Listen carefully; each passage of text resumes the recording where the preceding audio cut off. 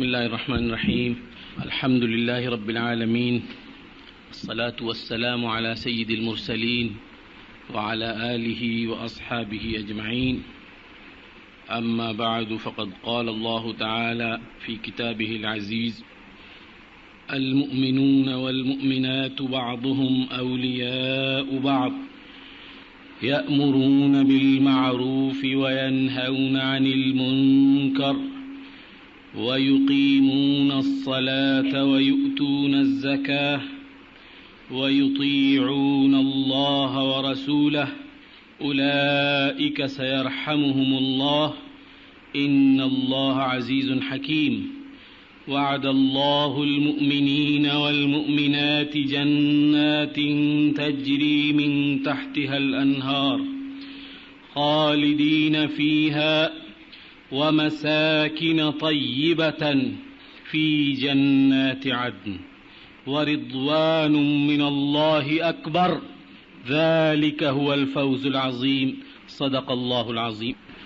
میری بہنوں اور محترم جناب ادریس زبیر صاحب، میں آپ کے سامنے چند گزارشات آپ کی خدمت میں پیش کرنا چاہوں گا، جس کا مقصد اس بات کی وضاحت ہے کہ کچھ عرصے سے ہم یہ بات دیکھتے ہیں کہ ہمارے مختلف مسائل جو مسلمانوں کو درپیش ہیں اور پاکستانیوں کو درپیش ہیں، ان مسائل کے متعلق دنیا میں ایک خاص طرز فکر، ایک خاص قسم کی سوچ نظر آنے لگی ہے، اور بہت بڑی تعداد میں ہمارے اپنے بھائی بہن اس سوچ کے ساتھ متفق نظر آتے ہیں، اور بعض صورتوں میں بہت گرم جوشی کے ساتھ، بڑی سنسیئرٹی کے ساتھ، اخلاص کے ساتھ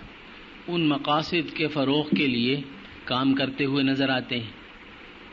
ہمارے درمیان بے شمار ادارے موجود ہیں، کچھ سرکاری، کچھ غیر سرکاری، اس سے بہت سے لوگ وابستہ ہیں، خاص طور پر خواتین، اور نظر یہ آتا ہے کہ جو امریکہ اور یورپ میں یا دنیا میں کہیں کسی خطے میں کوئی ایک نظریہ یا کوئی تجویز خواتین کے مسائل کے متعلق یا معاشرے کے مسائل کے متعلق یا زندگی کے کسی معاملے کے متعلق جو ابھرتی ہے، سامنے آتی ہے، اس کی تائید میں ہمارے لوگ، ہمارے اپنے بھائی بہن بہت پیش نظر آتے ہیں، اور ہمیں اس پہ حیرت ہوتی ہے کہ ہمارا دین، ہمارا اخلاق، ہمارا عقیدہ وہ کسی اور رخ کی طرف ہماری رہنمائی کرتا ہے، اور یہی لوگ جو مسلمان ہیں اور ہم ان کو مسلمان سمجھتے ہیں، بالکل ایک مختلف اور متضاد نظریے اور مقصد اور نصب العین کو لے کر آخر کیوں چل پڑے؟ کیا بنیادی فرق ہے ہماری سوچ میں اور ان کی سوچ میں؟ جو باقی تجاویز سامنے آتی ہیں، جس میں ہمیں یہ محسوس ہوتا ہے کہ ایک ایجنڈا دیا جا رہا ہے، ایک خاص معاشرت، خاص طرز فکر، خاص رویے کو دنیا میں رائج کرنے کا، وہ ہمیں کس قدر ناگوار معلوم ہوتا ہے، ناقابل قبول لگتا ہے، اور ہماری جو اسلامی حمیت ہے، ہمارا اسلامی شعور، اس کو کسی طرح قبول کرنے کے لیے تیار نہیں ہے۔ تو وہ لوگ جو مسلمان ہیں، حکومتوں سے وابستہ ہیں یا اداروں سے وابستہ ہیں یا یونیورسٹیز سے وابستہ ہیں یا مختلف تنظیموں سے وابستہ ہیں، وہ آخر کیوں اس قدر غیر اسلامی اور غیر اخلاقی سوچ کو اور مقصد کو اتنی گرم جوشی کے ساتھ قبول کر کے اس کو آگے بڑھا رہے ہیں؟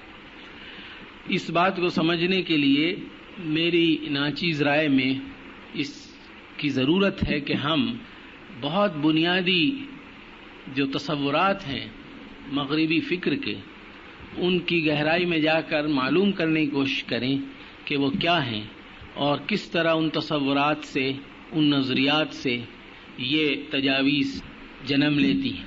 جب ہم اس جڑ تک پہنچ جائیں گے اور ہمیں معلوم ہوگا کہ ہمارا عقیدہ، ہمارا دین اور اس کی تعلیمات اور ان تصورات میں کیا فرق ہے، اس وقت ہم اس بات کو زیادہ بہتر طور پر سمجھ سکیں گے کہ اس طرح کی جو تجاویز ہیں، اباحیت پر مبنی جو منشور ہیں اور اسلام کی اور انسانیت کی قدروں کو پامال کرنے والے جو منصوبے ہیں، ان کی حقیقت کیا ہے اور ان کو ہم کس طریقے سے بطور مسلمان کے فیس کریں اور ان لوگوں کو جو ان نظریات سے متاثر ہو گئے ہیں واپس لانے کی کوشش کریں. کیونکہ محض ایک دن میں یا چند دنوں میں یا چند مہینوں میں یہ نہیں ہوا کہ کچھ لوگ متاثر ہو گئے ایک خاص طرز زندگی سے، طرز فکر سے، اور انہوں نے اس کو بلا چون و چرا تسلیم کر کے اپنا لاہ عمل بنا لیا، نصب العین بنا لیا اور اس کے فروغ میں وہ ہمتاً مصروف ہو گئے ہوں. بلکہ جو پورا بنیادی تصور ہے، ڈھانچہ ہے، فکر ہے، سوچ ہے، یا ہمارے اپنی اصطلاح میں جو عقیدہ ہے بنیادی، اس میں فرق آ چکا ہے، اس میں تبدیلی آ چکی. اور جب تک ہم جڑ سے اس کو نہیں پکڑیں گے تو ہم محض اس طرح کی استدلال سے شاید ان لوگوں کو قائل نہیں کر سکتے کہ صاحب آپ ہمارے معاشرے کو غلط رخ پر لے جا رہے ہیں، آپ اخلاقی قدروں کو پامال کر رہے ہیں. کیونکہ جب تک آپ کے اور ان کے درمیان وہ مشترک بنیادیں نہ ہوں، تصورات ایسے ہوں کہ جو آپ اور وہ دونوں تسلیم کرتے ہوں، اس وقت تک نتائج پر بات چیت نہیں ہو سکتی. بہت بنیادی بات جیسا کہ آپ پر پوری طرح واضح ہے، یہ ہے کہ ہمارے دین میں اس قدر زور عقیدے پر آخر کیوں دیا گیا ہے کہ کچھ بنیادی حقائق ہیں، کچھ بنیادی مسلمات ہیں، ان کو تسلیم کرنا انتہائی ضروری ہے.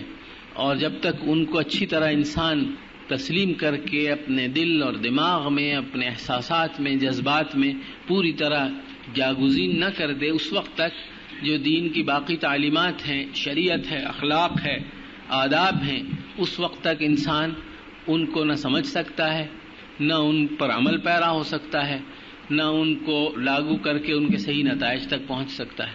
بالکل اسی طرح جو دوسری تہذیب ہے جو دنیا میں غالب ہے اس وقت، جس کے تصورات دنیا میں آج کل بہت فروغ پا رہے ہیں، بالکل اسی طرح ایک عقیدہ یا ایک کائناتی نظریہ یا بنیادی تصورات کا ڈھانچہ ان کے پاس بھی ہے، جو انہوں نے صدیوں کی پیدا ہونے والی تبدیلیوں کے نتیجے میں جس کو حاصل کیا ہے.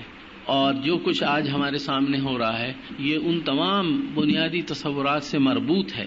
بالکل اسی طرح جیسے اسلام کی تمام تعلیمات جتنی بھی ہیں، چاہے وہ بہت بنیادی ہیں یا وہ محض جزوی اور ثانوی ہیں، ان سب کا تعلق بالآخر کسی نہ کسی طریقے سے جو بنیادی عقیدہ ہے توحید کا، اس سے جا کے مل جاتا ہے.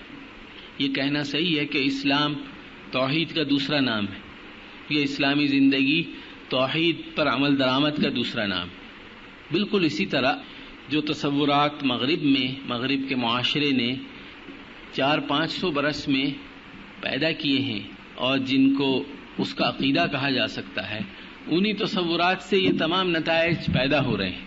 جب تک ہم ان تصورات کی گہرائی میں نہیں جائیں گے، ہمیں معلوم نہیں ہوگا کہ جو بیماری ہے جس کے سمٹمز سامنے نظر آ رہے ہیں، اس کی علت کیا ہے، اس کی حقیقت کیا ہے، اس کا سبب کیا ہے. اس وقت تک نتائج کو سمجھا بھی نہیں جا سکتا اور نتائج کے متعلق گفتگو جو ہے وہ مؤثر بھی نہیں ہو سکتی اور نتائج سے عہدہ برا بھی نہیں ہوا جا سکتا.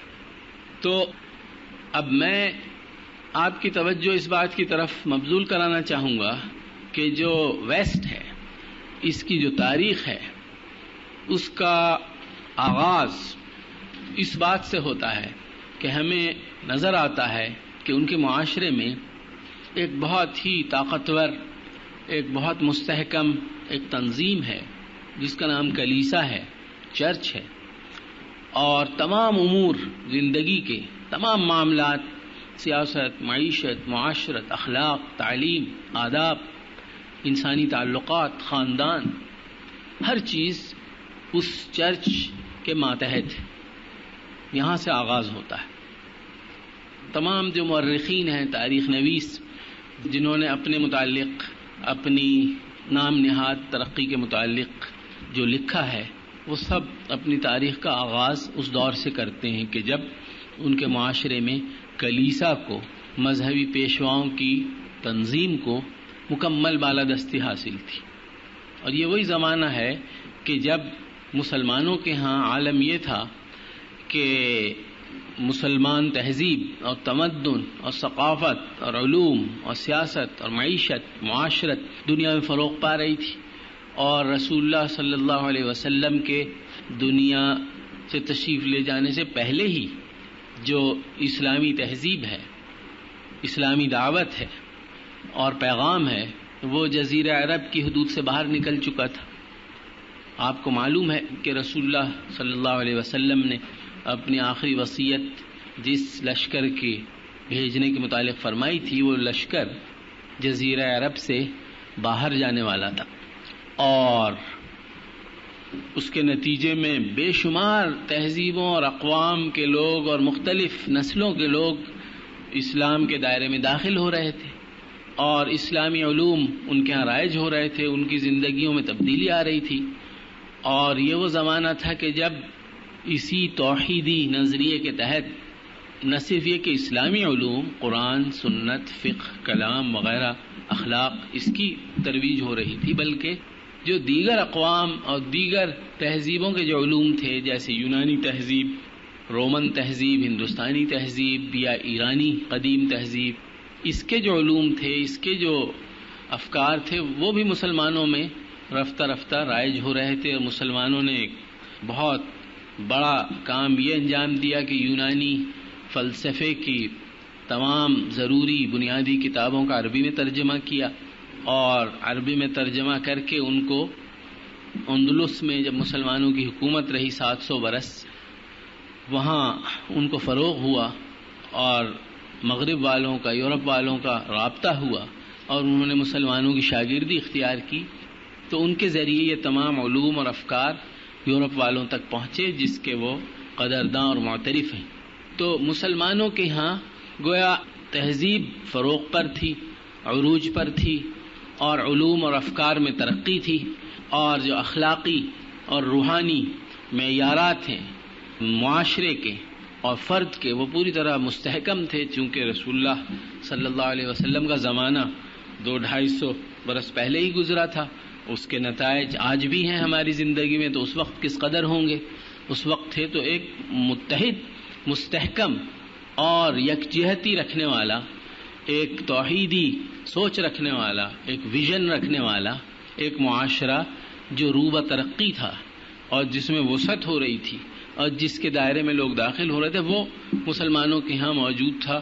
عین اس وقت جب مغرب ایک بدترین قسم کی استبدادی نظام کے تحت جو کلیسا نے اس پر مسلط کیا تھا رہتا تھا، اور جیسا کہ میں نے عرض کیا تمام امور زندگی کے کلیسا کے ذمہ داروں کے سپرد تھے. تو مسلمانوں کے ساتھ جو ان کے روابط ہوئے، مسلمانوں نے کوئی تعصب نہیں برتا، اور مسلمانوں نے وہ مواقع پیدا کیے علم کے فروغ کے لیے. اور ایک پوری داستان ہے مسلمانوں نے جس طرح سائنسی علوم کو ترقی دی، یہ اس کی تفصیل میں جانے کا موقع نہیں ہے. تو غیر مسلموں کو وہ مواقع ملے کہ مسلمانوں کے ذریعے علوم اور فنون اور افکار تک رسائی حاصل کریں، اور اس کے ساتھ ساتھ انہوں نے مسلمانوں ہی سے یہ بھی چیز معلوم کی کہ کائنات کو دریافت کرنے کا جو ذریعہ ہے، جو طریقہ ہے، جو منہج ہے، جس کو آج کل انڈکٹیو میتھڈ کہا جاتا ہے، ایمپیریکل میتھڈ، مشاہدے کے ذریعے اور تجربے کے ذریعے کائنات کے مابین جو قوانین، کاز ایفیکٹ ریلیشن شپ رکھنے والے جاری ہیں، ان کو معلوم کرنا، اور کائنات کی مخفی قوتوں کو دریافت کرنا، اور ان قوتوں کو اپنے استعمال میں لانا، اپنے مقاصد کے تابع کرنا، یہ انہوں نے مسلمانوں سے معلوم کیا. اور اس کے متعلق بھی 20 مغربی مورخین نے بہت تفصیل کے ساتھ اس بات کا اعتراف کیا ہے، سوائے چند متعصب لوگوں کے، کہ مسلمانوں کے ذریعے وہ سائنٹیفک میتھڈ معلوم ہوا کہ جس کی بنا پر مغرب میں ترقی کا دروازہ کھلا، اور فکری اور علمی آزادی ان کو نصیب ہوئی. تو گویا اپنے کلیسا کے خلاف ایک جو لہر پیدا ہوئی احتجاج کی، وہ کسی حد تک نتیجہ تھا یورپ والوں کا مسلمانوں کے ساتھ روابط قائم کرنے کا، اور انہوں نے اس بات پر اصرار شروع کیا کہ ایک انسان کا یہ حق ہے کہ وہ علم حاصل کرے اور زندگی کی حقیقت کو دریافت کرے. خاص طور پر یہ جو مادی دنیا ہے، یہ جو ماحول ہے، یہ جو نظام فطرت ہے، اس کی حقیقت کو معلوم کیا جائے، یہ کس طرح کار فرما ہیں یہ قوتیں. اور ہوا یہ کہ جب انہوں نے یہ عمل شروع کیا تو کلیسا نے اس میں سخت مزاحمت کی اور بہت رکاوٹ پیدا کی، اس لیے کہ کلیسا نے جس مذہب کی تلقین اور جس عقیدے کا فروغ شروع کر دیا تھا وہ نہیں تھا حقیقت میں جو انبیاء اور رسول کی اصل حقیقی تعلیمات پر مبنی ہے. جیسا کہ آپ جانتے ہیں انجیل میں، تورات میں تحریف ہو چکی تھی اور جو اصل تعلیم تھی وہ باقی نہیں رہی تھی، اور کلیسا نے یہ اختیار حاصل کر لیا تھا کہ وہ جس چیز کو چاہے حلال کریں، جس کو چاہے حرام کریں، اور انسانوں کو بجائے خدا کا بندہ بنانے کے اپنا بندہ بنانے کی انہوں نے کوشش کی. اور اس میں کوئی اس کی گنجائش نہیں تھی کہ علمی اور فکری ترقی کا کوئی امکان پیدا ہو اور انسانوں کو وہ یہ اجازت دیں کہ جو چاہے سوچو، جو چاہے دریافت کرو، اور پھر اس کے نتیجے میں ہماری بتائی ہوئی باتوں پر اعتراض کرو یا شک کرو. کیونکہ جہاں کہیں بھی یہ دین کے نام پر استبداد ہوگا، انسانی ذہن کو غلام بنایا جائے گا اور انسان کو اللہ کی بندگی سے ہٹا کر انسانوں کی بندگی کے تابع بنایا جائے گا، وہاں اس کی گنجائش نہیں ہو سکتی کہ لوگوں کو علم کی ترقی اور فکری فروغ کی طرف راہ دکھائی جائے. چنانچہ یہ دروازہ ان کے ہاں بالکل بند تھا، اور علم جو ہے وہ ایک مخصوص طبقے کی اجارہ داری تھی جو کلیسا سے وابستہ تھا. جو وہ کہیں وہ علم ہے، اور وہ علم بھی صرف انہی کو حاصل کرنے کا حق ہے. ایک عام انسان کی نہ گنجائش ہے، نہ استعداد ہے، نہ اس کا حق ہے کہ وہ علم حاصل کرے.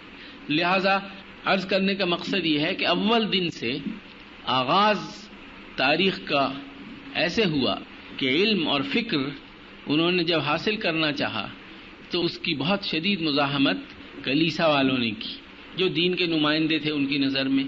چنانچہ مغرب والوں کے ذہن میں جو سب سے پہلی جو بات بیٹھ گئی، جو آج تک نہیں نکلی، وہ یہ ہے کہ علم ایک الگ چیز ہے، فکر ایک الگ چیز ہے، اور عقیدہ اور مذہب اور عبادت اور مذہبی زندگی بالکل ایک دوسری چیز ہے. یا آپ اس کو اختیار کر لیجئے یا آپ اس کو اختیار کر لیجئے. اگر آپ اس کو اختیار کرنا چاہتے ہیں اور آپ علم میں کوئی جگہ بنانا چاہتے ہیں تو دین مذہب نہیں رہتا، باقی وہ ختم ہو جاتا ہے. اور اگر آپ دینی زندگی اختیار کرنا چاہیں اور کسی عقیدے کو آپ تسلیم کریں، آپ ایمان بالغیب رکھتے ہوں، تو پھر علم سے آپ کو کوئی سروکار نہیں ہونا چاہیے. یہ مغربی تہذیب اور مغربی تاریخ اور مغربی ذہن کی تشکیل میں سب سے پہلا بنیادی نکتہ یہ ہے. اس کے مقابلے ہمارے یہاں کیا تصور تھا؟ ہمارے یہاں تصور بالکل واضح تھا. اول دن سے قرآن اور سنت کی تعلیم میں اس بات کے اندر کسی قسم کا کوئی ابہام، کوئی کنفیوژن نہیں تھا کہ دین جو امور آپ کو بتاتا ہے اور قرآن و سنت میں جو ہدایات موجود ہیں وہ ہدایات ہیں کہ جن تک انسانی عقل اور انسانی مشاہدے کو رسائی نہیں ہو سکتی. انسان بہت سی باتیں خود معلوم کر سکتا ہے، تجربے سے، مشاہدے سے انسان یہ جان سکتا ہے کہ یہ چیز کس طرح بنائی جائے، یہ چیز کس طرح بنائی جائے، یہ کمرہ کیسے بنایا جائے، گھڑی کیسے بنائی جائے. مختلف ضرورتوں کی تکمیل کے لیے انسان ہمیشہ سے اپنی عقل، اپنے حواس اور اپنے مشاہدے اور تجربے کو کام میں لا کر چیزیں بناتا ہے، دریافت کرتا ہے. اسی سے تہذیب اور تمدن کو فروغ ہوا. اول دن سے علم آدم الاسماء کلھا، اللہ تعالی نے انسان کو ضروری چیزوں کی تعلیم بھی دی اور عقل بھی دی، حواس بھی دیے، وجدان بھی دی، اور وہ تمام وسائل فراہم کیے جس سے انسان اپنی ضرورتوں کی تکمیل کر لے. تو کوئی نبی یہ بتانے کے لیے کبھی نہیں آیا، نہ آئے گا کہ مکان کیسے بناؤ، یا یہ کہ کھیتی باڑی کس طرح کرو، یا یہ کہ کپڑے کس طرح سیو، یہ بالکل انبیاء اور رسل اور وحی کے دائرے سے بالکل نیچے اور خارج یہ امور ہے.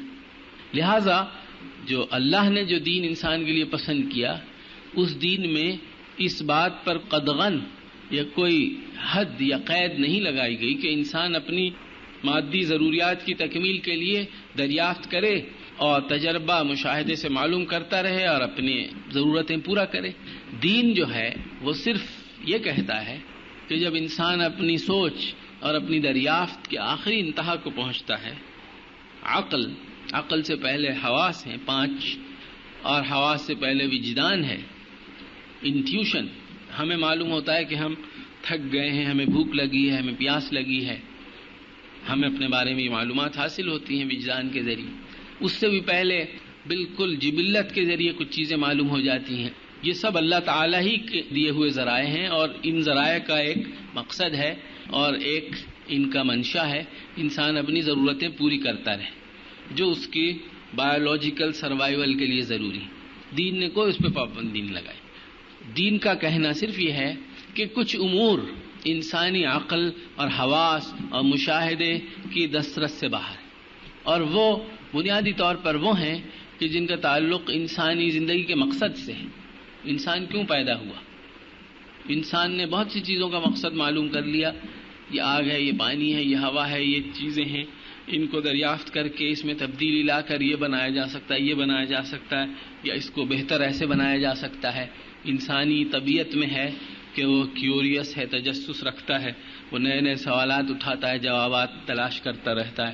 انسانی فطرت میں یہ بھی ہے کہ وہ ایک خاص کیفیت پر خوش نہیں رہتا، تبدیلی چاہتا ہے، تنوع چاہتا ہے، کیپریشس ہے، تو وہ نئی نئی ایجادات کرتا ہے، نئے نئے طریقے دریافت کرتا ہے، نئے طریقے سے مکان بناتا ہے، نئے ڈھنگ کے اور نئے انداز کے لباس بناتا ہے، نئے انداز کی غذائی ضروریات پوری کرتا ہے. تو یہ سب کرتا رہتا ہے.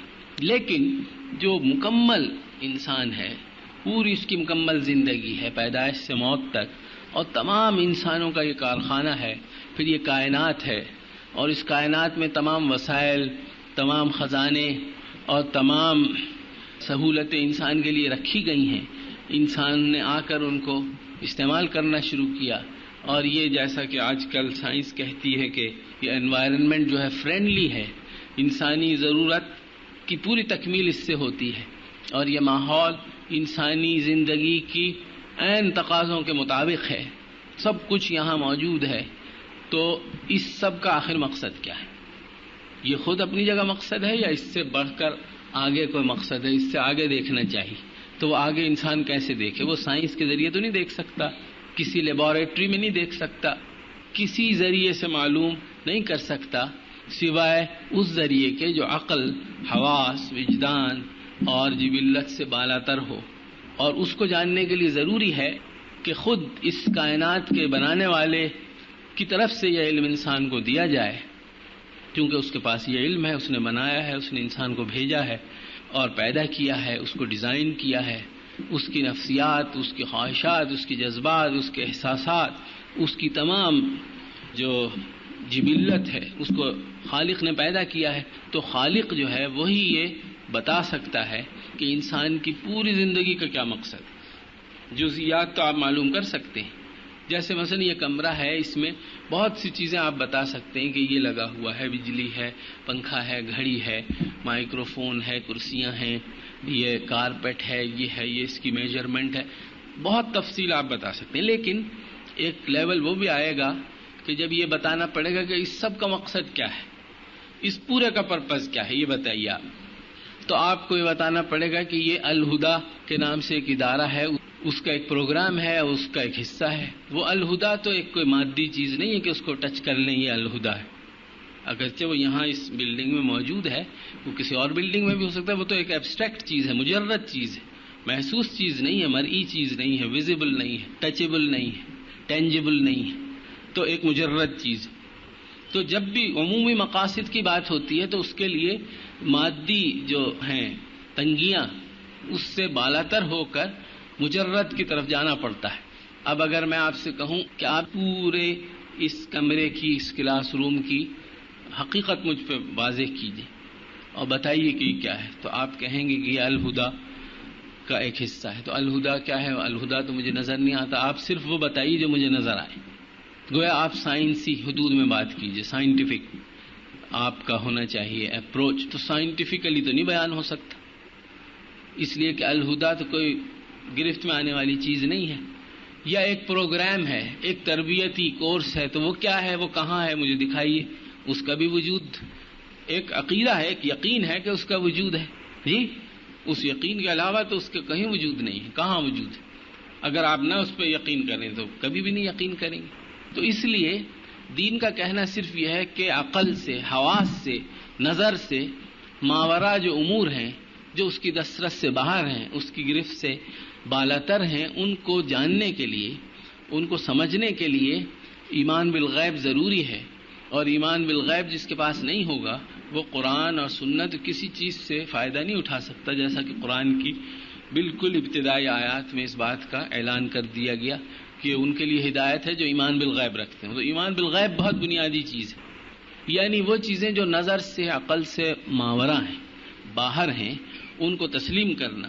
اور ان کو تسلیم کرنے کا ذریعہ انبیاء کی تعلیمات ہیں، چونکہ انبیاء تک یہ علم، یہ ہدایت، یہ حقائق، یہ معلومات خود اللہ نے جو اس تمام اسکیم کا خالق ہے اس نے پہنچائی. اس کو مان کر پھر باقی چیزیں، نتائج خود بخود پیدا ہو جاتے ہیں. جب آپ نے اللہ کو مان لیا، اس کی صفات کو مان لیا، وہ مالک یوم الدین ہے، آخرت کے لیے آپ کو سب کچھ کرنا ہے، پھر آخرت کو اگر مان لیا تو پھر دنیا میں کس طرح رہنا، باقی سب نتائج ہیں. تو جب یہ ورلڈ ویو، پورا کائناتی نظریہ آپ مان لیں تو اس کے بعد تمام نتائج منطقی طور پر لاجیکلی خود بخود فالو کرتے ہیں، اس میں کسی اور مزید اس کی ضرورت نہیں. لیکن ایمان بالغیب بہت ایک بنیادی اور اہم اور بیسک فنڈامنٹل ایک تصور ہے، ایک یقین ہے، ایک عقیدہ ہے. اور اس کو ماننا، تسلیم کرنا، یہ بھی عرض کر دوں کہ کوئی ان سائنٹیفک یا ارریشنل بات اس لیے نہیں ہے کہ اس زندگی میں بے شمار امور ہیں جو ہم مانتے ہیں بغیر کسی سائنسی استدلال کے، بغیر کسی لاجیکل پروف کے. اب میرے متعلق ادریس بھائی نے جو کچھ فرمایا وہ غلط بھی ہو سکتا ہے. خبر جو ہے، انہوں نے ایک انفارمیشن دی، صحیح بھی ہو سکتی، غلط بھی ہو سکتی، تو کیوں آپ نے مان لی؟ سب جھوٹ ہو سکتا ہے. کسی کو سڑک پہ سے پکڑ لائے ہوں، کچھ آپ کا وقت ضائع کرے یہاں آ کر اور بے معنی باتیں کرے، یہ بھی تو ہو سکتا ہے. کیوں آپ نے یقین کی؟ آپ نے ٹکٹ خریدا لاہور جانے کے لیے اور جہاز میں آپ جا کے بیٹھ گئی، اتنی پرخطر اور اتنی ہائیلی رسکی چیز جو فضا میں چلی جائے گی. ایک آدمی کے اوپر سارا دار و مدار ہے، اس کی عقل پر، اس کی ایکسپرٹیز پر، اس کی سمجھ بوجھ پر، اس کے حواس پر، اس کے الرٹ ہونے پر. اپنی زندگی کو آپ نے اس کے سپرد کر دیا، اور کہیں بھی لینڈ کر لیں، کریش ہو جائے خدا نہ خواستہ، لاہور میں نہ اتارے، آپ کو لاڑکانے میں لے جا کے اتار دے. آپ نے کیوں یقین کیا کہ وہ لے جائے گا؟ اور اگر آپ یقین نہ کریں اور آپ ڈیمانڈ کریں لاجیکل پروف، سائنٹیفک ایویڈنس، تو آپ کبھی لاہور جانے قابل نہیں ہوں گی.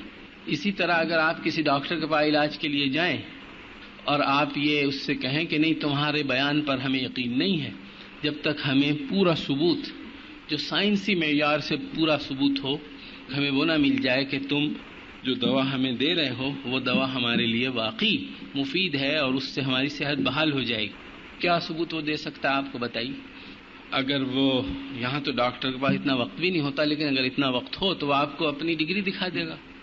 وہ ڈگری کیا ہے؟ وہ بھی تو ایک اطلاع ہے کہ فلاں فلاں صاحب نے فلاں سن میں داخلہ لیا اور 4-5 سال گزارے اور تجربے کیے اور تمام مطالعہ ضروری کیا اور انہوں نے یہ ڈگری حاصل کی. وہ بھی تو ایک اطلاع ہے. یا میڈیکل کونسل کا جو ایک ہے اجازت نامہ پریکٹس کرنے کا، وہ بھی ایک اطلاع ہے. تو عرض کرنے کا مقصد یہ ہے کہ انسان حقیقت میں اس زندگی میں بے شمار اطلاعات پر یقین رکھتا ہے، اور اگر وہ یقین نہ رکھے، اگر وہ یہ سمجھے کہ سائنسی یا لاجیکل پروف ضروری ہے چیزوں کو ماننے کے لیے، تو وہ زندگی میں ایک کام بھی نہیں کر سکتا، وہ رہ نہیں سکتا، وہ پاگل خانے میں پہنچ جائے گا بہت جلدی. اس لیے یہ ایک بہت بڑی غلط فہمی ہے کہ انسان یہ سمجھے کہ سائنس سے ہی سب کچھ معلوم ہوتا ہے، باقی کہیں سے نہیں معلوم ہوتا. یہ ایک بہت بڑا دھوکہ ہے اور غلط دعویٰ ہے. ہم نے اپنے ماں باپ کو بھی پہچانا سائنس سے نہیں ہے کہ سائنٹیفک کوئی ایویڈنس ہمارے پاس ہو جس کا ثبوت بالکل یقینی اور قطعی ہو، جس کو کوئی شک و شبہ جس میں پیدا نہ کیا جا سکے، یہ نہیں ہے، بلکہ ایک اطلاع ہے. ہماری ماں نے ہمیں یہ اطلاع دی کہ یہ تمہارے باپ ہیں، تمہارے بھائی ہیں، تمہارے بہن ہیں، یہ تمہارے رشتہ دار ہیں، اور تمام تعلقات خاندانی اسی اطلاع کی بنیاد پہ پیدا ہو جاتے ہیں. تمام حقوق، تمام لیگل، سوشل، فیملیل جو نتائج ہیں وہ اسی سے پیدا ہو جاتے ہیں. اس ایک اطلاع سے آپ اس کو مت مانیے تو وہ آپ پھر کہیں بھی نہیں رہ سکتے. اس لیے اس زندگی میں بے شمار امور ایسے ہیں کہ جن کے لیے کسی شخص کی خبر پر یقین کرنا، اس کے لیے صرف ایک پیمانہ ہے کہ جو خبر دے رہا ہے وہ خبر دینے والا سچا ہے، کوئی وجہ نہیں کہ وہ جھوٹا ہو. اور جہاں آپ کو شک ہوتا ہے وہاں آپ خبر کی تصدیق کرنے کی کوشش کرتے ہیں. تو یہ بنیادی ذریعہ ہے علم کا انسان کی، اور بنیادی ذریعہ علم کا سائنس نہیں ہے. خود سائنٹسٹ جب ایک تحقیق کرتا ہے، جستجو کرتا ہے، تو وہ تمام سائنسی حقائق کو نئے سرے سے نہیں دریافت کرتا، بلکہ بے شمار باتیں وہ پچھلوں کی مانتا ہے. تو وہ بھی اس کا ایمان بالغیب ہے.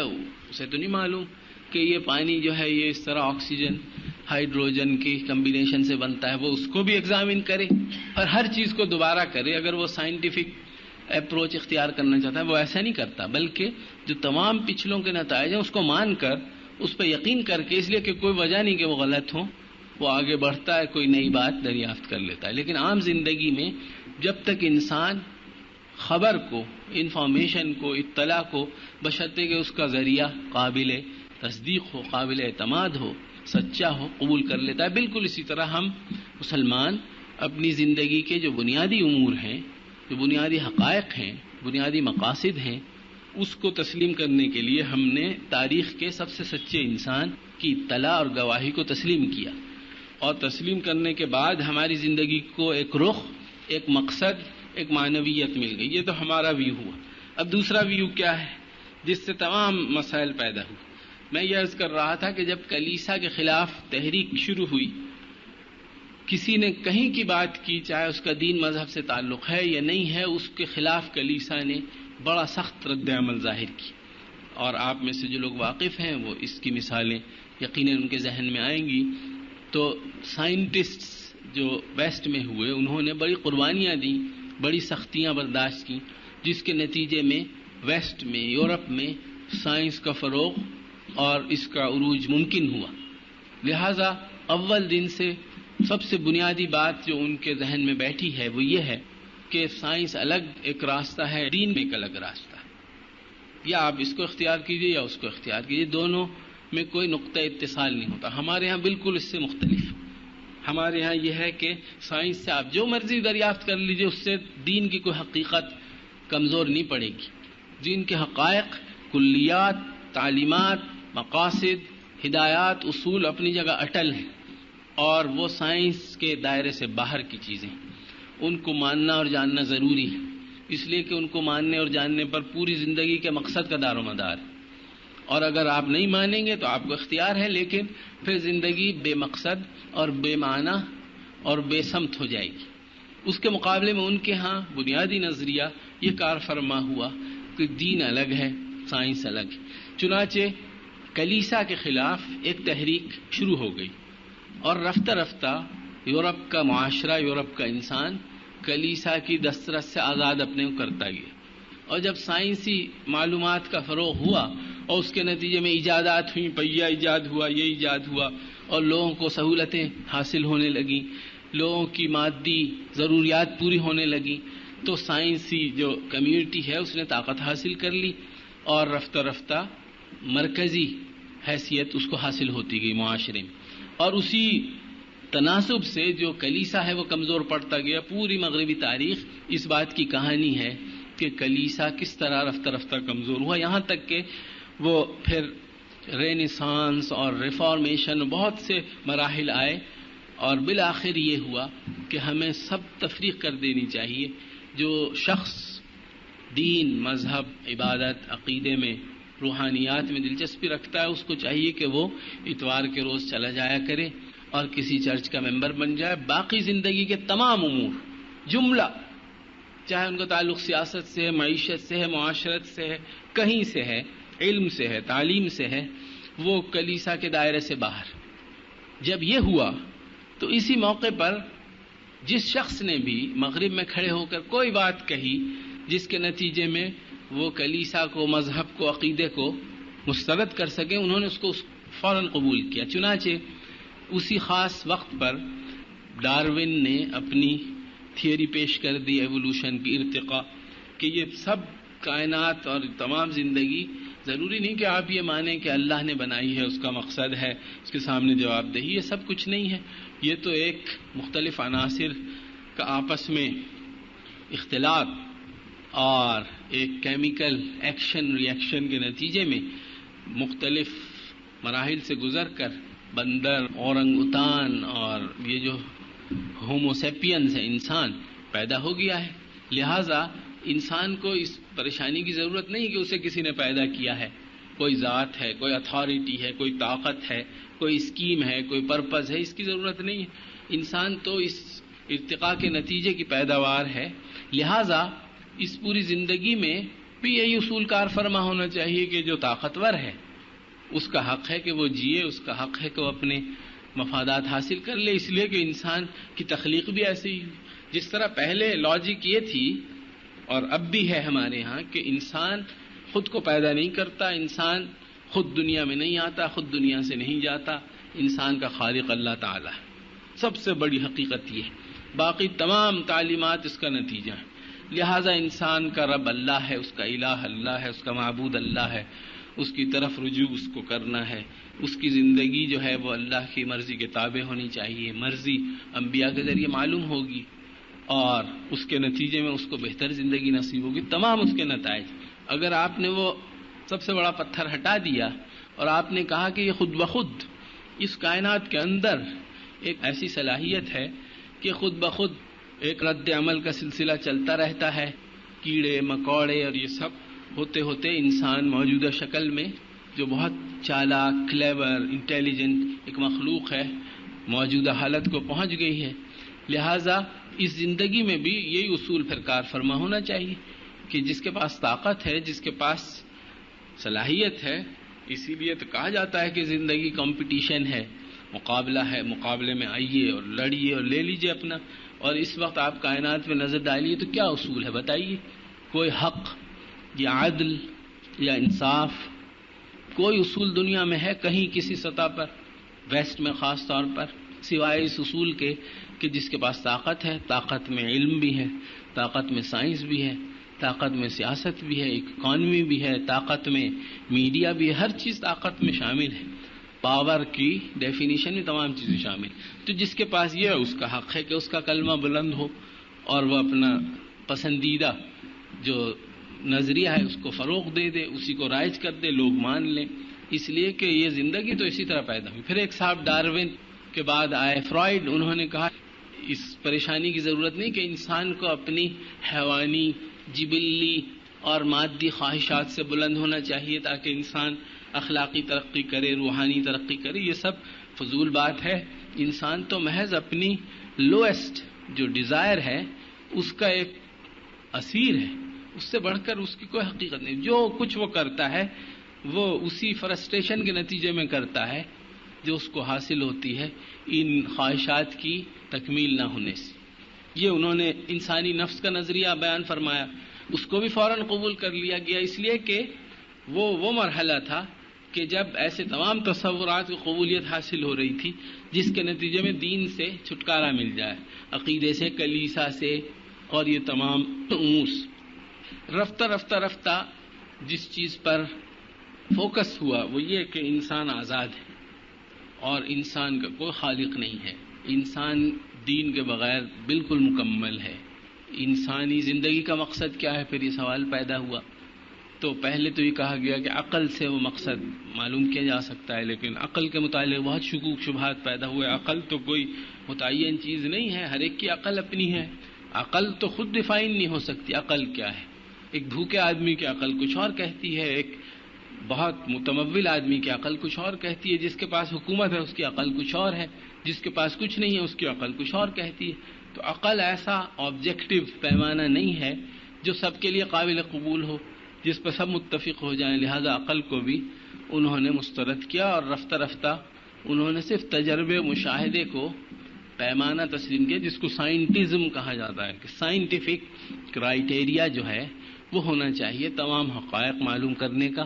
اور سائنٹیفک کرائیٹیریا یہ ہے کہ جس طرح زولوجی حیوانیات نام ہے اس چیز کا کہ جانوروں کے بیہیویئر کو آپ دیکھیں، آبزرو کریں اور ریکارڈ کریں ڈیٹا، اور اس کو پھر اینالائز کریں، اور اس میں جو پیٹرن آپ کو نظر آئے اس کی روشنی میں آپ معلوم کر لیں کاز ایفیکٹ ریلیشن شپ کیا ہے، ریٹ کیسے بیہیو کرتا ہے، کیٹ کیسے بیہیو کرتی ہے، اسی سے زولوجی کا علم معلوم ہوتا ہے.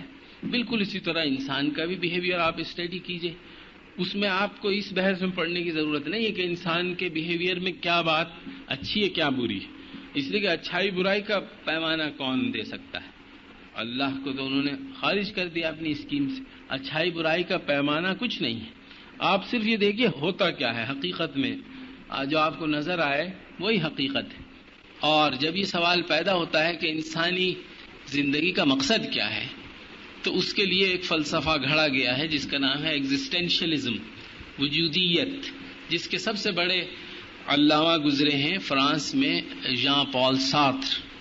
اور وہ فلسفہ بہت سمپل الفاظ میں یہ ہے کہ میں آپ سے یہ دریافت کروں کہ آپ یہاں کیوں بیٹھی ہوئی ہیں، کیوں میری باتیں سن رہی ہیں، کیا مقصد ہے آپ؟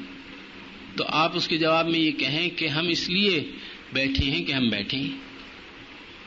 آپ کیوں آئے ہیں اپنے گھروں سے، اپنا کام چھوڑ کے، اپنا آرام چھوڑ کر، اپنا قیمتی وقت لگا کر، اپنی مصروفیات ترک کر کے، اپنے گھر والوں سے جدائی اختیار کر کے یہاں کیوں آئی ہیں آخرہ؟ تو آپ کہیں ہم اس لیے آئی ہیں کہ ہم اس لیے آئی ہیں بس. We are here because we are here. یہ ہے ایگزسٹینشلسٹ فلاسفی کہ انسانی ایگزسٹنس جو ہے، وجود تو ایک حقیقت نظر آ رہی ہے، لوگ چل پھر رہے ہیں، کوئی کہتا ہے آئی تھنک دیئر فور آئی ایم، کوئی کچھ کہتا ہے، کوئی کچھ کہتا ہے. تو انسانی وجود تو ماننا پڑے گا چونکہ نظر آتا ہے. لیکن کیوں ہے یہ؟ تو اس کا جواب یہ ہے کہ یہ اس لیے کہ یہ ہے. We are here because we are here. میں یہاں آیا ہوں، آپ پوچھیں کیوں آئے ہو تو میں کہوں میں آیا ہوں اس لیے کہ میں آیا ہوں. تو یہ ہے. اس کا مقصد صرف یہ ہے کہ انسان کو بالکلیہ اور مکمل طور پر اللہ کی بندگی سے نکال دیا جائے. اور انسانی آزادی کا جو تصور ہے وہ چاہے کتنا بھی اٹریکٹ کرتا ہو، اپیل کرتا ہو، وہ ان لوگوں کو اپیل کرنا چاہیے کہ جو اس کی گہرائی سے اور اس کے پس منظر سے واقف نہیں ہیں. لیکن جس کو کہا جاتا ہے فریڈم، یہ اللہ کے مقابلے میں سب سے بڑی بغاوت ہے جو تاریخ انسانی میں آج تک کسی نے کی ہے، بت پرستی سے بھی بڑھ کر. اور حقیقتاً قرآن کی روح سے یہ سب سے بڑی بت پرستی، اس لیے کہ جب آپ یہ کہتے ہیں کہ انسان آزاد ہے اور مطلقاً آزاد ہے، اور وہ کسی دین، کسی مذہب، کسی خدائی تعلیمات یا پیغمبری ہدایات یا اخلاقی نظام یا کسی ایسے اصول کا پابند نہیں ہے جو دائمی ہو، جس پر ہمیشہ انسانوں کو جج کیا جانا چاہیے. اگر یہ آپ کہتے ہیں تو اس کا دوسرے الفاظ میں مطلب یہ ہے کہ انسان اپنی جو خواہشات ہیں، اپنی نفسانی اور سفلی اور بہیمانہ اینیمل جو خواہشات ہیں ان کا اسیر ہے اور ان کا غلام ہے. اور یہ قرآن نے بہت واضح الفاظ میں کہا ہے کہ اس سے بڑھ کر گمراہی نہیں ہو سکتی. وَمَنْ أَضَلُّ مِمَّنِ اتَّبَعَ هَوَاهُ بِغَيْرِ هُدًى مِّنَ اللَّهِ أَفَرَأَيْتَ مَنِ اتَّخَذَ إِلَٰهَهُ هَوَاهُ. کہ بدترین گمراہی جو ہو سکتی ہے وہ یہ ہے کہ انسان اپنی خواہش کو اپنا خدا بنا لے. اور اس زمانے کے انسان نے صرف یہ کام کیا ہے کہ اپنی خواہش کو اپنا خدا بنا لی. اب اس کے نتیجے میں جب یہ سوال پیدا ہوا کہ اگر سب انسان بالکل آزاد ہیں، اور بے شمار مفکرین نے، ادیبوں نے، شاعروں نے، فلسفیوں نے اس میں حصہ لیا، یہ 200-300 سال میں یہاں تک پہنچا.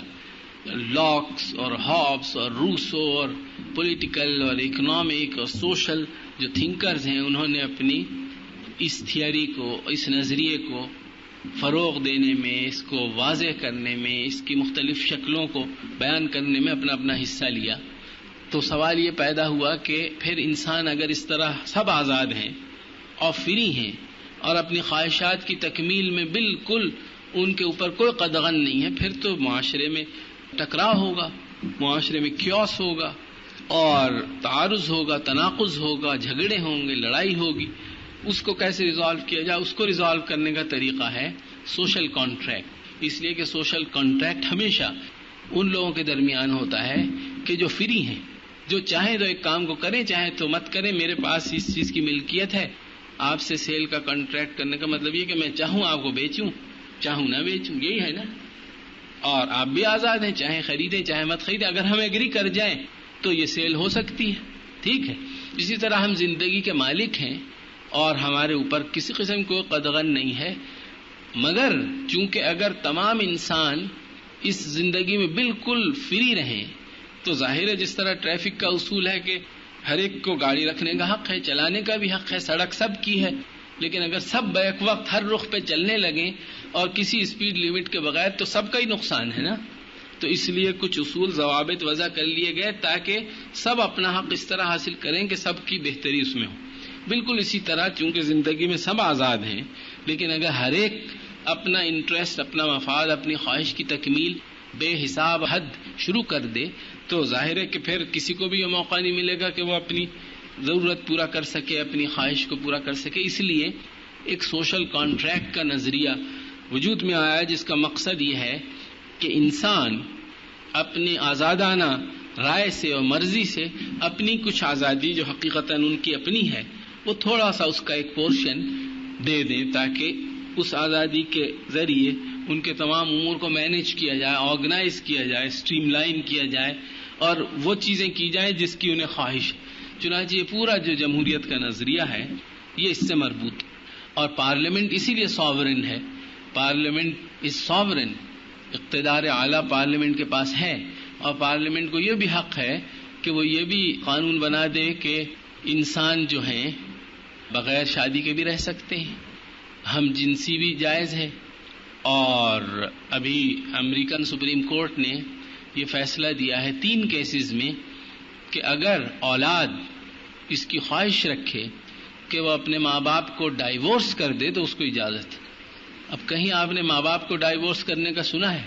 وہ اس لیے وہاں سوال کیا پیدا ہوا؟ وہاں سوال یہ پیدا ہوا کہ کیا ماں باپ کا وجود یا ماں باپ کے رشتے کا تقدس ایسی چیز ہے کہ اگر انسان اس کو نہ اختیار کرنا چاہیں تو ان کو پابند کیا جائے کہ نہیں، اس کے ضرور اس کو قبول کریں اور اس کی پابندی کریں اور ان تعلقات کو آبزرو کریں. یہ تو انسانی فریڈم کے خلاف ہے. جہاں فریڈم کی بات آئی ریجیکٹ. اگر انسانی فریڈم میں خاندان اور شادی اس میں اگر رکاوٹ ہے تو یہ بھی نہیں چاہیے. جو انسانی فریڈم کو کرب کرنے والی یا ہارم کرنے والی یا لمٹ کرنے والی کوئی چیز ہے وہ منظور نہیں. لہذا سب سے بڑا جو عقیدہ ہے انسان کا اس وقت وہ فریڈم ہے. تمام آپ دیکھیے اکانومی میں، پالیٹکس میں، ہیومن رائٹس، ویمنز اسٹڈیز، ہر چیز میں انسان کو فری ہونا چاہیے، بس وہ فری رہے. اس کے مقابلے میں ہمارا کیا نظریہ ہے؟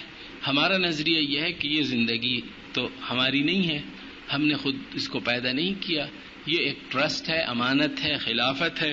انسان سب سے بہتر مخلوق ہے. انسان کسی کیمیکل ری ایکشن سے، کیڑوں مکوڑوں کے عمل کے نتیجے میں وجود میں نہیں آیا. انسان کو پیدا کیا گیا ہے، ڈیزائن کیا گیا ہے اور اس کو تیار کیا گیا ہے، اپوائنٹ کیا گیا ہے. بہترین تخلیق اس کی گئی ہے، ان دی فائنسٹ فارم، فی احسن تقویم، اور نفخت فیہ من روحی. اور وہ اس قدر بلند ہے کہ اس کو فرشتوں کو حکم ہوا کہ اس کو سجدہ کریں. اور وہ ایسا انسان ہے کہ جو حیوانی خصائص بھی رکھتا ہے اور روحانی خصلتیں بھی رکھتا ہے. اس بنا پر اس کو یہ بار امانت سپرد کیا گیا اور اس کو یہ امتحان میں ڈالا گیا. اس کے سامنے زندگی کی یہ امکانات رکھے گئے اور اس کے سامنے یہ مواقع پیدا کیے گئے کہ وہ اللہ تعالیٰ کے مقاصد کی تکمیل کرے تاکہ اس کو بہت بہتر اور بہت اعلیٰ اور عرفہ اور حقیقی خوشی کی زندگی نصیب ہو اگر وہ چاہے. اس اسکیم کے مقابلے میں دوسری اسکیم یہ ہے کہ کچھ نہیں ہے.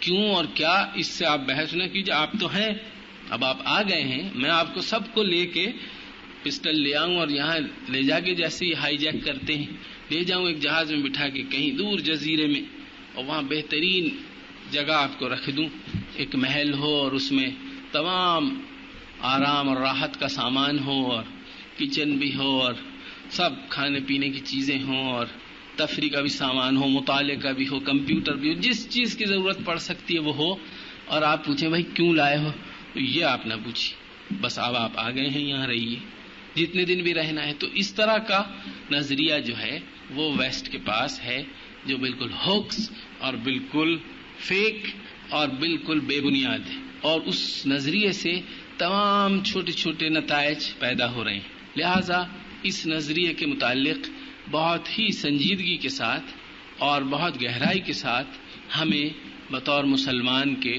غور کرنے کی ضرورت ہے، تاکہ جو مسلمان کسی غلط فہمی کی وجہ سے اس کے سے متاثر ہوئے ہیں، اس کا شکار ہوئے ہیں، ان کو ہم راہ راست پر لا سکیں۔ چنانچہ میں نے جو عرض کیا تھا کہ انسانی تعلقات کا جو سب سے بڑا پرنسپل ہے وہ ہے کمپٹیشن، کیونکہ انسان کمپٹیشن سے یہاں آیا ہے، اس کو کمپٹیشن سے ہی رہنا، تو سیاسی، معاشی، معاشرتی ہر سطح پہ کمپٹیشن۔ اس کا نتیجہ کیا ہوگا کہ ان تمام انسانوں کو مختلف طبقات میں خود بخود تقسیم کر دیا جائے گا۔ ایک طبقے کا دوسرے طبقے کے مقابلے میں کیا مفاد ہے اور دوسرے طبقے کا کیا مفاد ہے، جنریشن گیپ، بچوں کا بڑوں کے مقابلے میں بچے پیرس اور وہاں بون میں پولیس کو فون کر کے بلا لیتے ہیں، ان کو بہت اس پہ فخر ہے کہ صاحب ہمارے ہاں بچے کو یہ حق ہے کہ وہ پولیس کو فون کر دے۔ میرے ایک دوست کے ساتھ یہ ہوا، پیرس میں رہتے ہیں، پاکستانی ہیں، وہ دوسرے بچوں کے ساتھ کھیلتے کھیلتے اس نے معلوم کر لیا کہ جب ابا پٹائی کریں یا اماں ڈانٹیں تو اس نمبر پہ فون کر دینا۔ اس نے فون کر دیا اور پولیس آ گئی۔ جب پولیس آ گئی تو وہ تھا پاکستانی مسلمان بچہ، وہ ڈر گیا اور بہت وہ ہوٹر ووٹر بجا اور وہ ایک دم سے آ گئے کہ کدھر ہے تمہاری ماں، تو وہ ڈرا۔ پھر اس نے کہا نہیں وہ غلط فون کر دیا تھا، یہاں کچھ نہیں ہوا۔ تو یہ ہے کہ بچے کو یہ حق ہے کہ وہ پولیس کو فون کر کے بلا لے، اور بیگم صاحبہ کو حق ہے کہ وہ بلا لیں اگر شوہر سے ناراضگی۔ اس سب عرض کرنے کا مقصد یہ نہیں ہے کہ میں یہ دعویٰ کرتا ہوں کہ جس معاشرے میں ہم رہتے ہیں اس میں سب کچھ ٹھیک ہے، بالکل ہرگز یہ مقصد نہیں۔ یقیناً بلا شبہ جو حقوق ہیں ہمارے ایک دوسرے پر، ان حقوق کی ادائیگی میں بہت خرابیاں ہیں۔ بالکل اسی طرح جو خواتین کا مثلا مقام و مرتبہ ہمارے دین نے تجویز کیا ہے وہ حاصل نہیں ہے، اسی طرح بزرگوں کا، بڑوں کا جو مرتبہ ہونا چاہیے وہ حاصل نہیں، جو اساتذہ کو ہونا چاہیے وہ حاصل نہیں، جو چھوٹوں کے حقوق ہیں شاید وہ بھی حاصل نہیں۔ لیکن سوال یہ پیدا ہوتا ہے کہ ہم ان تمام امور پر نظر ڈالیں، غور کریں، اپنے نظریے کے روح سے یا ان کے نظریے کی روح سے۔ اگر ان کے نظریے کی روح سے کرنا ہے تو بھی اللہ تعالیٰ نے مجبور نہیں کیا، لا اکراہ فی الدین، دین میں کوئی زبردستی نہیں۔ قد تبین الرشد من الغی، گمراہی اور ہدایت الگ الگ واضح ڈسٹنگوش کی جا سکتی ہے، پہچانی جا سکتی۔ فمن شاء فلیؤمن ومن شاء فلیکفر، جو چاہے ایمان لائے، اور ایمان لائے تو پھر پورا لائے، ادخلوا فی السلم کافہ، اور پھر پورے اس کے نتائج حاصل کرے تاکہ اس کو فائدہ پہنچے دنیا میں بھی اور آخرت میں بھی۔ اگر وہ نہیں لانا چاہتا تو پھر وہ دوسرے نظریے کو پوری طرح قبول کر لے تاکہ اس سے اگر کچھ فوائد اس کو حاصل ہو سکتے ہیں۔ لیکن لیہلک من ہلک عن بینہ ویحیی من حی عن بینہ، قرآن نے بہت واضح طور پر کہا ہے کہ جو کوئی بھی حقیقت کو قبول کرتا ہے تو وہ سوچ سمجھ کے قبول کرے، اور جو اس کو نہیں قبول کرتا اور ہلاکت کا راستہ اختیار کرتا ہے اسے بھی سوچ سمجھ کے کرنا چاہیے۔ یہ تو انسان کا حق ہے کہ وہ جس رویے کو، جس راستے کو اختیار کرے خوب سوچ سمجھ کے اچھی طرح اس کے تمام پہلوؤں پر غور کر کے کرے۔ لہٰذا ہمارے لیے سوچنے کی بات یہ ہے کہ ہم اپنے عقیدے، اپنے اخلاق اور اپنے مقاصد کی روح سے تمام مسائل پر غور کریں جن میں یہ مسئلہ بھی ہے جو بلا شبہ بہت اہم ہے اور بنیادی ہے، اور اس سے صرف نظر نہیں کیا جا سکتا کہ ہمارے معاشرے میں اگر وہ ایک اسلامی معاشرہ ہے تو خواتین کا کیا مرتبہ ہے اور کیا مقام ہے اور کیا ان کا کردار ہے اسلامی زندگی بنانے میں۔ اس دور کے ایک بہت بڑے مفکر اور مجاہد امام حسن البنا رحمۃ اللہ علیہ کا قول یہ ہے کہ اگر تم مجھ سے پوچھو کہ اسلامی معاشرہ کیا ہے یا کوئی معاشرہ اسلامی ہے یا نہیں ہے تو میں یہ کہوں گا کہ اس معاشرے کی خواتین کا جائزہ لو. اگر وہ مسلمان ہیں تو وہ معاشرہ اسلامی ہے، اور اگر وہ مسلمان نہیں ہے تو وہ معاشرہ اسلامی نہیں ہے.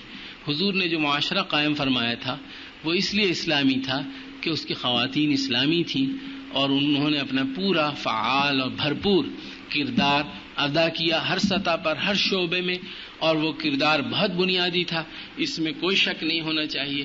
قرآن اور سنت نے کوئی مرتبے میں تفریق نہیں کی. میں صرف ایک بات عرض کر کے اجازت لوں گا، اور وہ بات یہ ہے کہ تمام جو تعلیمات ہیں جن سے آپ واقف ہیں اور یہاں آ کر اور زیادہ واقفیت حاصل کی، ان تمام دین کی تعلیمات کا خلاصہ کیا ہے؟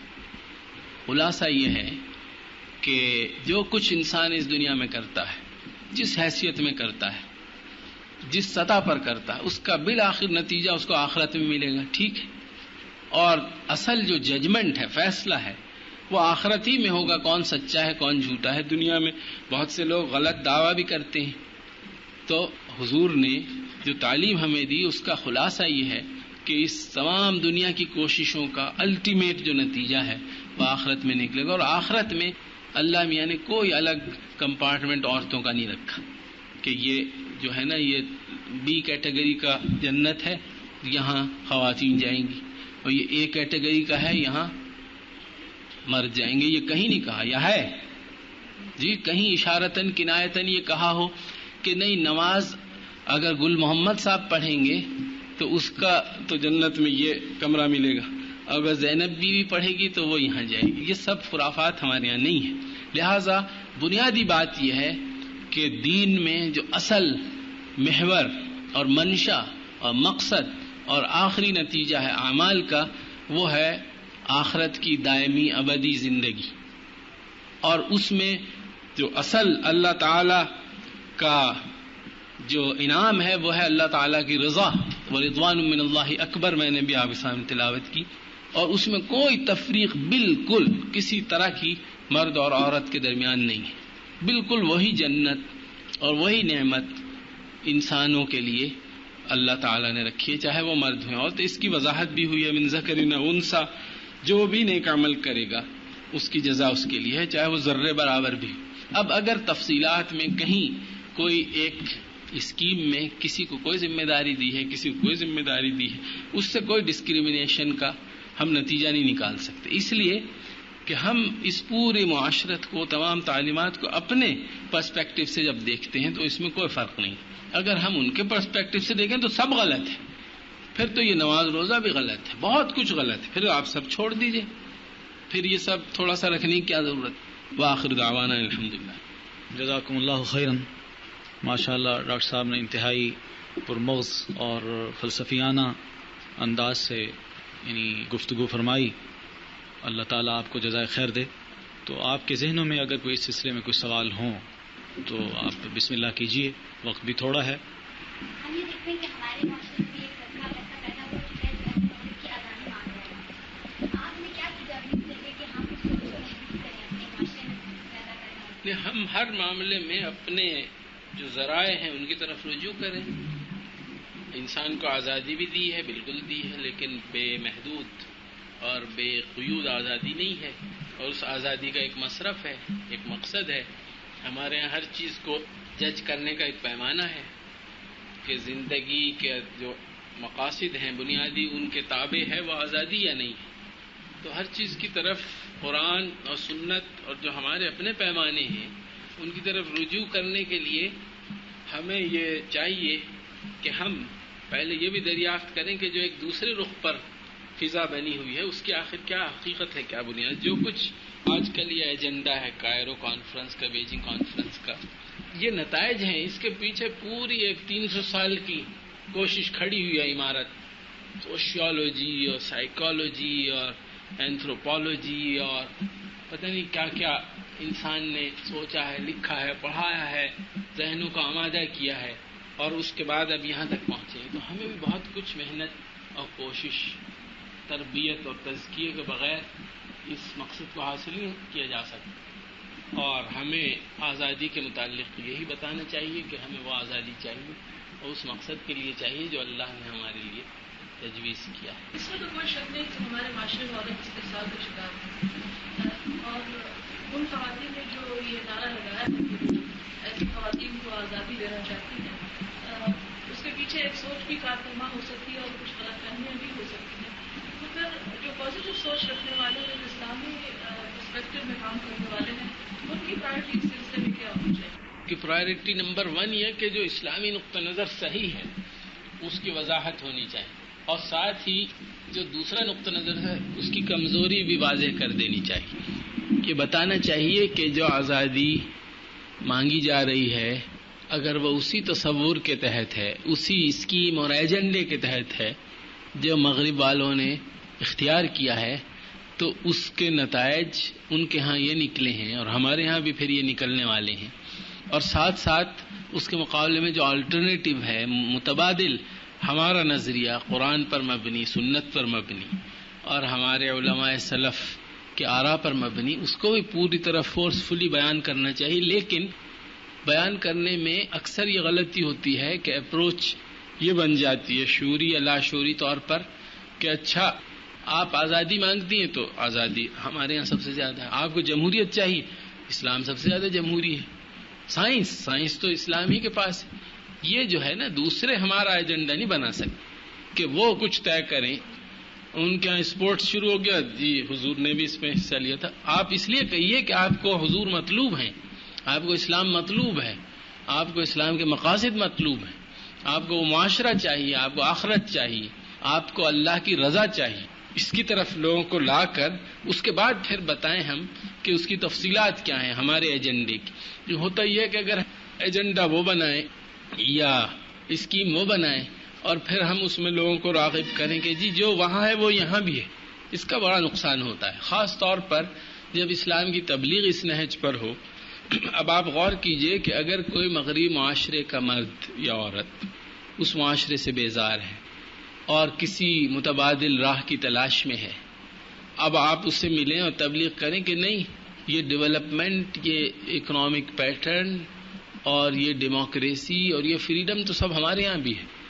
تو یہ ایسے ہی ہے کہ جیسے آپ ایک مکان کو ناپسند کرتی ہوں اور اس سے چھٹکارا چاہتی ہوں، کوئی اور مکان تلاش کر رہی ہوں اور آپ کو میں ملوں بطور ایک پراپرٹی ایجنٹ کے میں کہوں بالکل ایگزیکٹلی وہی مکان میرے پاس بھی آ جائیے، تو آپ تو نہیں پھر اس میں جائیں گی.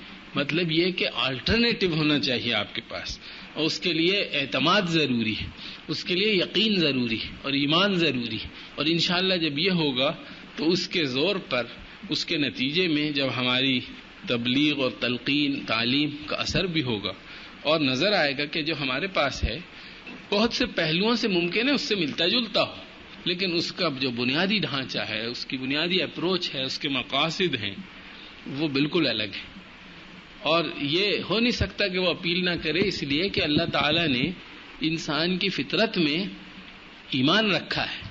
انسان کی فطرت میں یہ ہے کہ وہ اللہ تعالیٰ کو پہچانے اور مانے، وہ اس کے سامنے سرنڈر کرے.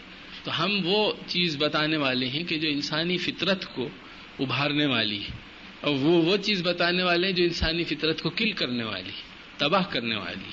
لہٰذا انشاءاللہ جب ہم بات کریں گے بشرطے کہ ہم مرعوب نہ ہوں، یقین کے ساتھ، اعتماد کے ساتھ اور ایمان کے ساتھ ہم اپنے نظریے کو بیان کریں کہ آزادی کے متعلق ہمارا یہ نظریہ، خاندان کے متعلق. مثال کے طور پر میں ایک جملہ آپ کو بتاتا ہوں جو شاہ ولی اللہ رحمۃ اللہ علیہ نے لکھ دیا. اب آپ اگر غور کریں تو یہ ایک جملہ تمام چیزوں پر بھاری ہے کہ شوہر بیوی کے تعلقات کہ اسلامک اپروچ کیا ہے. ایک اپروچ یہ ہے کہ میری اپنی کمائی، میرا اپنا یہ، اور آپ کی اپنی کمائی اور آپ کا اپنا، اور آ جائیے مقابلے میں، کبھی میں بھاری کبھی آپ بھاری، اور اگر آپ نے زیادہ گڑبڑ کی تو پولیس ہے اور وہ فلاں NGO ہے، آسما جہانگیر کو میں بلا لوں گی اور یہ ہو جائے گا، پولیس آ جائے گی اور یہ تم کر کے دیکھو. اب آپ ذرا سیریسلی غور کریں کہ اگر آغاز اس سے ہو، اس نہج سے، تو کیا ایک دن بھی، ایک رات بھی کوئی میاں بیوی سکون، آرام، راحت، اطمینان، خوشی، مسرت کا کوئی تجربہ حاصل کر سکتے ہیں اس نہج پر؟ آپ میاں بیوی کو چھوڑیے، میری اور ان کی دوستی اگر اس نہج پہ ہو کہ دیکھو اگر ذرا سے تم آگے بڑھے نا تو بس یہ ہے پسٹل میرے پاس اور ڈنڈا ہے اور اکھاڑا ہے، جی تو کیا انسان واقعی اس طرح کی مخلوق ہے کہ انسانوں کا مقابلہ ہمیشہ طاقت سے ہوتا ہے، یہ نہیں ہے۔ شاہ ولی اللہ نے فرمایا ہے کہ میاں اور بیوی کے تعلقات کا اصل جو گر ہے اور جو جڑ ہے وہ یہ ہے کہ وہ ایک دوسرے کے مفاد کو اپنا مفاد سمجھے۔ بس جب میاں بیوی کے مفاد کو اپنا مفاد سمجھنے لگے اور بیوی میاں کے مفاد کو اپنا، بالکل برابری ہے، اس میں کوئی اتھارٹی کی تو بات ہی نہیں ہے۔ اگر یہ اپروچ ہو، اور تمام انسانی تعلقات میں آپ حقیقتاً دیکھیے کہ جب تک سنسیئرٹی اور اخلاص اور الٹروئزم اور دوسرے کی بھلائی چاہنا، جیسا کہا گیا دین والنصیحہ، ہر سطح پر، چاہے بچوں کے ساتھ ہو، بڑوں کے ساتھ ہو، کاروباری شریک کے ساتھ ہو، ماتحت کے ساتھ ہو، حتیٰ کہ دشمن کے ساتھ ہو، اس کی بھلائی چاہنا، اس کا برا نہ چاہنا، جب تک یہ جذبہ انسان میں نہیں ہے تو دو انسان مل کے نہیں رہ سکتے۔ اور اگر انسان صرف طاقت کے بلبوتے پر ایک دوسرے کو ڈیٹر کریں by force, by share force, اور ایک دوسرے پر اپنی ول امپوز کرنے کی کوشش کریں، کبھی ان کا پلہ بھاری کبھی ان کا پلہ بھاری، تو یہ ایک بہت بڑا دھوکہ ہے۔ انسانی تعلقات اس سے زیادہ گہرے اور اس سے زیادہ ڈیپ چاہتے ہیں بنیاد قائم کرنا۔ یہی وجہ ہے کہ ہمیں نظر آتا ہے کہ کتنی طلاقیں اور کتنے جھگڑے اور کتنے مسائل اور کتنی نفسیاتی بیماریاں۔ آسٹریلیا میں اسٹیٹسٹکس یہ بتاتی ہیں کہ 35 سال کی عمر سے تجاوز کرنے والا ہر آدمی وداؤٹ ایکسیپشن وہ پلز کے بغیر سو نہیں سکتا۔ تو جب انسانی زندگی سے سکون نکل جائے اور اطمینان غارت ہو جائے اور سنسیئرٹی ختم ہو جائے اور ہر ایک اپنے حقوق کا علمبردار بن جائے، بچوں سے آپ نے کوئی بات کہی، ان کی بھلائی کی، تو ادھر سے پولیس آ گئی، ادھر سے آپ نے والد صاحب سے کچھ کہا، والد صاحب تو اول تو ہوں گے ہی نہیں گھر پہ، وہ بورڈنگ ہاؤس میں انہیں داخلہ دلوا دیا ہوگا، یا بیوی سے کہا ادھر سے پولیس آ گئی، یا اور کوئی۔ تو یہ جو ہیں یہ انداز فکر ہمارا نہیں، اور میرے عرض کرنے کا مقصد یہ تھا کہ یہ انداز، یہ سوچ ان تمام نظریات سے مربوط ہے جو میں نے آپ کو جن کا بہت اختصار کے ساتھ ذکر کیا، اور یہ محض اچانک پیدا نہیں ہو گئی۔ جب انہوں نے مذہب کو خارج کیا تو اس کے ساتھ ہی انہوں نے اخلاق کو بھی خارج کیا، اس لیے کہ اخلاق یہ کہتا ہے کہ گڈ اور ایول ایک پرماننٹ چیزیں ہیں، کچھ چیزیں اچھی ہیں کچھ چیزیں بری ہیں، اور تمام انسان اس کے پابند ہیں کہ وہ اچھائی کو فروغ دیں اور برائی سے بچیں۔ تو انہوں نے کہا اس کو بھی باہر کرو۔ یہ اخلاق کے متعلق بے شمار فلسفے، کہ اخلاق تو اصل میں نیٹشے اتنا بڑا جرمن فلاسفر ہے، وہ کہتا ہے کہ یہ تو کمزور آدمی نے ایجاد کیا ہے اخلاق، تاکہ وہ اسٹرانگ آدمی کو نیوٹرلائز کر سکے۔ ہم یہ کہتے ہیں کہ ایجاد نہیں کیا، اخلاق تو ہے اس لیے کہ اخلاق کی قدریں جب طاقت پکڑیں گی، جڑ پکڑیں گی، تو کمزور نہیں رہے گا، جیسا کہ حضرت ابوبکر صدیق نے اپنے پہلے خطبے میں ارشاد فرمایا کہ تم میں سے کمزور میرے لیے طاقتور ہے جب تک اس کا حق حاصل نہ ہو جائے، اور طاقتور میرے لیے کمزور ہے جب تک میں اس سے اس کا حق نہ لوں۔ مطلب یہ کہ یہ ایک بہت بیسک فلسفی انہوں نے لے ڈاؤن کر دی کہ اس ملک میں، اس معاشرت میں، اس اسٹیٹ میں، اس سوسائٹی میں جو بالادستی ہے وہ اخلاق کی ہے۔ اب اگر ویک اس کا بینیفیشری ہے تو اسے ملے گا، چاہے وہ ویک ہو، چاہے وہ کمزور ہو، چاہے اس کے پاس پیسہ نہ ہو، عہدہ نہ ہو، اتھارٹی نہ ہو۔ اور اسی طرح اگر جو اسٹرانگ آدمی ہے اس کے پاس پیسہ ہے، عہدہ ہے، اتھارٹی ہے، لیکن اس کی اخلاقی پوزیشن ویک ہے تو وہ ویک ہو جائے گا۔ تو یہ وہاں ممکن ہے کہ جہاں اخلاق کو بالادستی، اور جب اخلاق ختم ہو جائے تو آپ جو مرضی دنیا کی لیجسلیشن کر دیجیے۔ اب آپ دیکھیے یہ خواتین جو قانون سازی کا مطالبہ کرتی ہیں، آپ قانون میں لکھتے چلے جائیے، کیا ہوگا؟ قانون میں تو یہ بھی لکھا ہے کہ شریعت بالادست ہے، شریعت کے خلاف کوئی قانون نہیں بنے گا۔ قانون میں یہ بھی لکھا ہے کہ امر بالمعروف نہی عن المنکر کریں گے۔ یہ جو ممبران اسمبلی ہیں یہ بڑے فرشتہ صفت ہوں گے، اور یہ انسانوں کا بھلا چاہنے والے ہوں گے، اور یہ بہت ہی مخلص لوگ ہوں گے، ان کو راتوں کو نیند نہیں آئے گی ہمارے اور آپ کے مفاد میں۔ سب قانون میں تو دستور میں لکھا ہوا، آپ پڑھتے جائیے، جو اس کا پریمبل ہے، اس کے جو تمام پائس وشز اس میں سب لکھی ہوئی ہیں، لیکن کیا ہماری حقیقی زندگی میں اس کا کوئی نتیجہ نکلا؟ آپ قانون میں لکھ لیجئے کہ نہیں، عورت مرد برابر نہیں، مرد سپیریئر ہے، چلیے لکھ دیا، پھر کیا واقعی انسانوں کا بیہیویئر اس سے بدل سکتا ہے؟ لہٰذا یہ ایک بہت بڑی غلط فہمی ہے کہ اس ایجنڈے کو اختیار کر کے جو کہ دوسری معاشرت کا ہے، دوسری تہذیب کا ہے، دوسرے عقیدے سے جس نے جنم لیا ہے اور جس کے بدترین نتائج بھی سامنے ہیں، وہ کیا ہیں کہ انسانی زندگی میں سکون میں اضافہ نہیں ہوا، انسانی مسرت میں اضافہ نہیں ہوا، خاندان مضبوط نہیں ہوا، فیملی اسٹرانگ نہیں ہوئی اور سب تتر بتر ہو گیا، اس کی شیرازہ بندی نہیں، اس کے بعد پھر ہم اسی کے لیے کوشاں ہوں تو یہ ایک بہت بڑی ناکامی کا راستہ ہے۔ آخر دعوانا